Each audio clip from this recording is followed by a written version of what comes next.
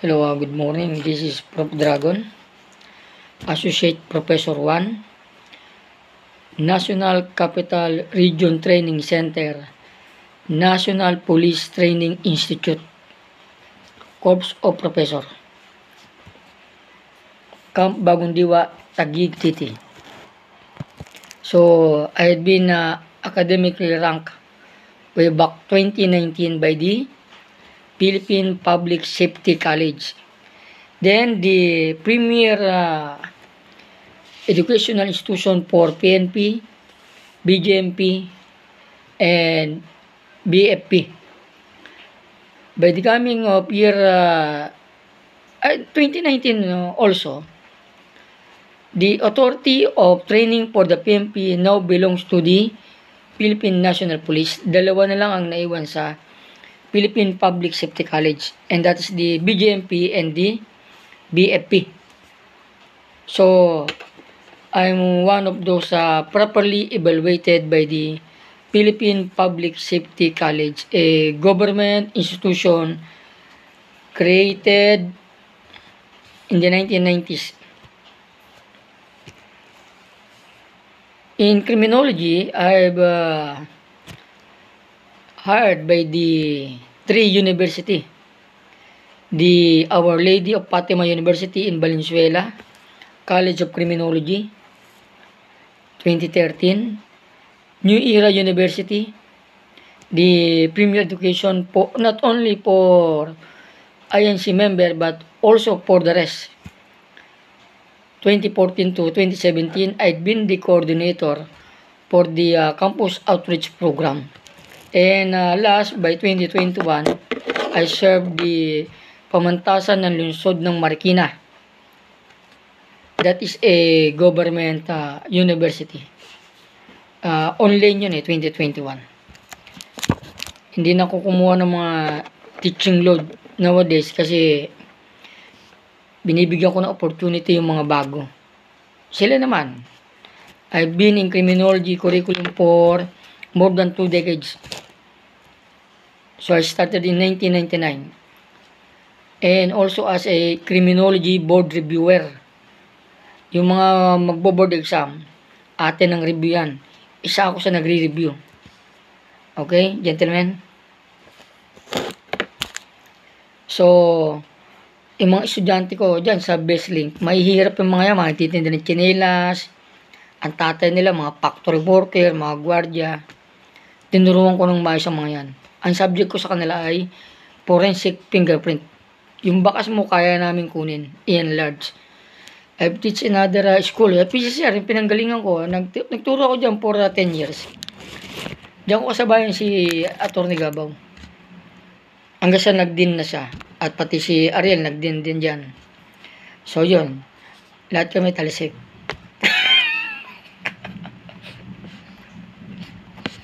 At pati si Ricardo Guevara, talisik din dyan lahat kami.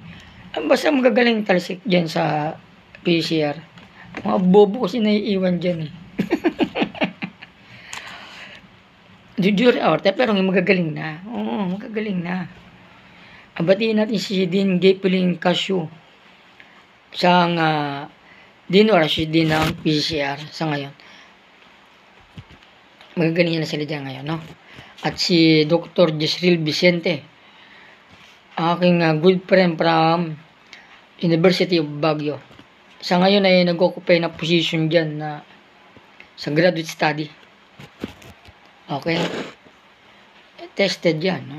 Pag sinabing friend yan. Alright.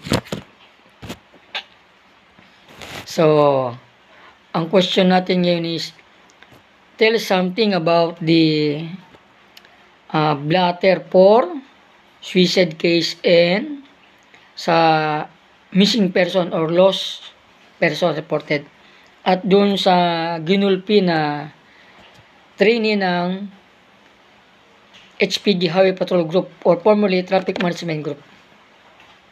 Unahin natin yung bakit hindi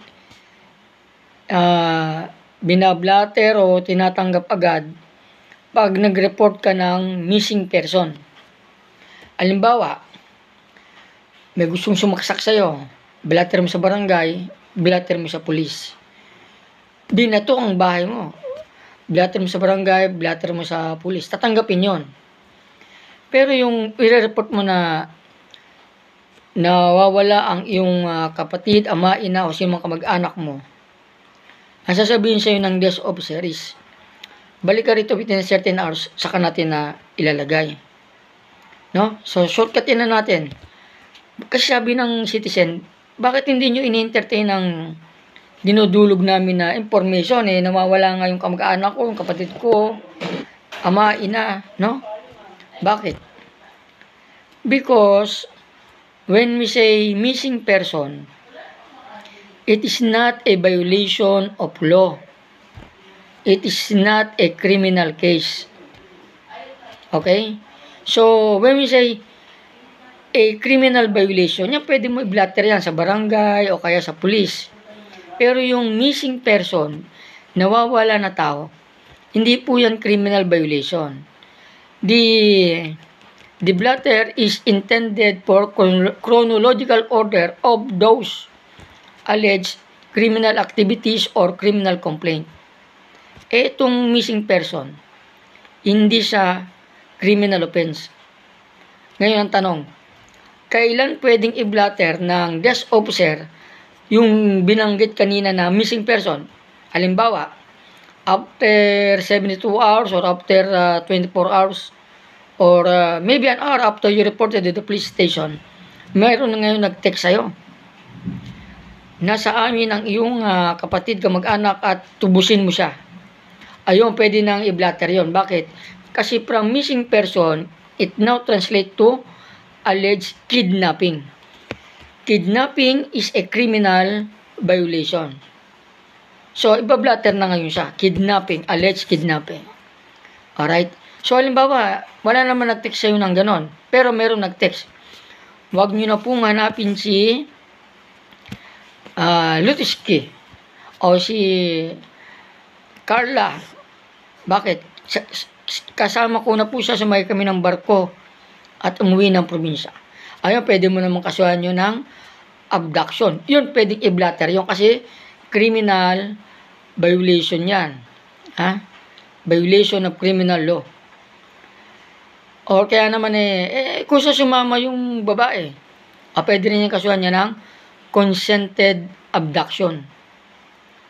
So, consented abduction, kidnapping, yan, bablatter talaga yan ng desk officer. Okay? Pero pag missing person, you will be advised by the desk officer to proceed first in trying to find the whereabouts of your relatives. Kasi, uulitin ko, ang missing person o ang pag-alis ng tao sa poder mo ay hindi criminal violation. Maliwanag. Maliban na lang kung may utang o umalis sa lugar mo, estapa yon. Yung pwedeng i-record yun sa police blatter. So again, pagka may nawawala, huwag magtampo sa police kung hindi kayo agad na i-record. Kasi ang pagkawala ng isang tao ay hindi criminal offense. Alright? Ngayon, dumako naman tayo dun sa pangalawang tanong, no? Sa suicide. So, for example, merong reported incident na merong nagtangka mag-suicide, tatalo na halimbawa ng 5th floor.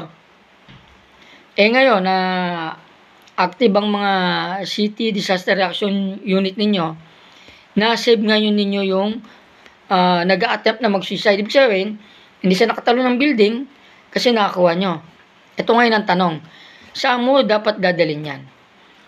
Dahil wala namang proper guidelines hanggang ngayon sa Pilipinas on how to handle the suicide case, usually dinadala muna yan sa police station kasi doon sa incident, may tatawag ng police doon. May magpapakamatay, police, naku, tinawag ang police. So naturalmente, the PNP will take custody of that person. Ito ang hindi dapat gagawin sa police station. Yung tinatawag natin na booking and arrest format. Ano yun? Yung pipicture mo yung suicide taker na parang suspect. Intindihan po ninyo. Ang suicide is not a criminal violation. You understand? Ang pagpapakamatay ay hindi isang krimen. Pero, pag yung isang gustong magpakamatay ay tinulungan mo, yun, ikaw ang may kaso, assisting to commit suicide. Pero pag mag-suicide, walang kaso yan dahil nakuha mo, na-prevent mo yung kanyang tangkang pag-suicide, hindi mo yan dapat pipicturean na parang suspect. Blatter mo lang. May nangyan ganyan na April 2022, no? Nasagip yung bata na mag-suicide. Pinicturean pa. Mabuti na lang, wala pa yung name tag. Mabuti walang name tag. Kundi na pagkamalang suspect, yung gusto magpakamatay. Pero the one who tried to assist the commission of a suicide, yun ang may kaso. Alright? Now we go to the alleged mishandling of a trainee who graduated from HPG training. Yung nakuna ng video na dinidibdiban, ang tawag dyan ay yung kinakaldagan, no? Malalakas yan. Pwedeng mahina, o pwedeng ampas. That is an open secret within the term training. So every training, maliban sa test the training, yung mga military strict, police training, meron talagang ganyan. That is an open secret. Meron talaga. Dati kasi, that is a secret. Ngayon, that is a part of Facebook na. Alam nyo naman, pag may ako ng cellphone, kuha ng camera. It may be a violation of human rights or slight physical injury or whatsoever, pero bahagi iyan ng ritual, no? Yung kakaldagan ka. Itong dibdib natin, pag ito'y kinaldagan yung malakas, ito yung dibdib natin, nakukompress yan. Doon mo mararamdaman yung nagsisikip ang dibdib. Literal yun na nagsisikip yung dibdib nun. Alright? Pag may na resistensya, no, magkukulaps yun, pati yung heart attack. Yun ang delikado ron. So, yung ba ay dapat na mahinto? Oo, dapat rin namang mahinto yan, mag-concentrate na lang sa training. So, ang pagkaraniwan may pagkakamali dyan yung mga senior officer o yung mga alumnus or alumni na dumadalo sa training kasi dinaanan talaga nila yan. So, parang ibinabalik lang din nila yung bahagi ng ritual na dinaanan nila.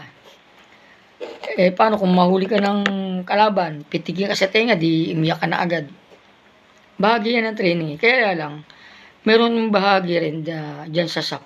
Sobra training niya, no? Sobra yung mga malasadong ginagawa sa mga yan.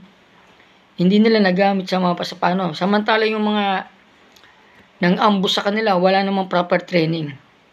So, meron sigurong dapat na baguhin sa training course ng PNP. Alright. So, having no more question, I would like to advertise again my small company, Cape Bush Shooting Tutorial Services, which has a business address at Poblacion, Norsagaray, Bulacan. If you want to visit, you may visit. Just inform me so that I will be there and will arrange. Malayo kasi yun sa kanila, lagyan ko ngayon. So, we offer marksmanship, combat shooting, and training courses for security guard, criminology, gun owners, police, NBI, Bucor, and any other interested person. I am vouched by the former FBI agent. In the NBI, FBI. With regards to the conduct of training. Alright, so you can choose me or choose the other one. Ang pinaka-importante rin is natuto kayo on how to defend yourself. And your family, of course. Okay? So, bye.